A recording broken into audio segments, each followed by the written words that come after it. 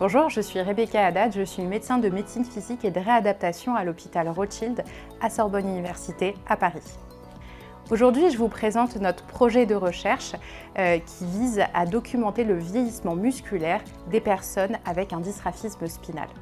Je travaille avec Sophie de Almeida, qui est cadre de rééducation à l'hôpital Rothschild à Sorbonne Université et qui porte ce projet.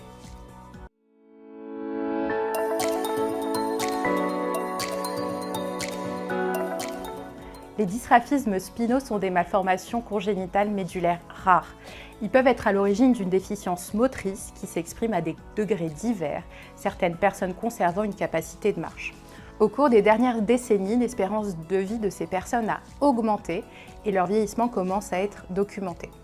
Les données de la littérature montrent qu'à partir de 40 ans, 80% des personnes avec un dysgraphisme rapportent une détérioration de la marche.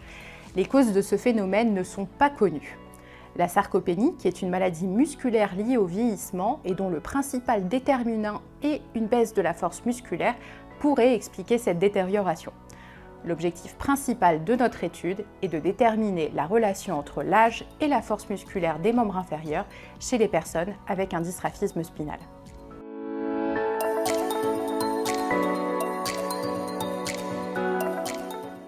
Nous allons mener une étude monocentrique transversale non interventionnelle sur une centaine de patients avec un dysgraphisme qui ont une capacité de marche. Ces patients sont habituellement évalués lors d'un hôpital de jour centré sur les déficiences neuro-orthopédiques. Le critère d'évaluation principal est la force musculaire au membre inférieur qui est mesurée de façon objective par un dynamomètre en isocinétique, c'est-à-dire à vitesse constante, pour permettre à la force musculaire développée de rester constante tout au long du mouvement. Nous allons évaluer la corrélation entre la valeur de cette force musculaire et l'âge.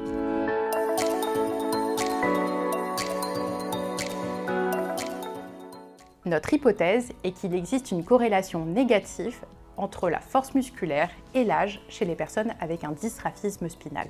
L'identification d'une baisse de la force musculaire permettrait de rechercher des causes spécifiques, d'optimiser la rééducation et également l'adaptation diététique. L'altération de la fonction musculaire est associée à des événements de santé négatifs comme une altération de la qualité de vie et aux coûts liés aux soins. On peut estimer que son identification permettrait de limiter le risque de survenue de ces événements indésirables chez ces personnes en situation de handicap.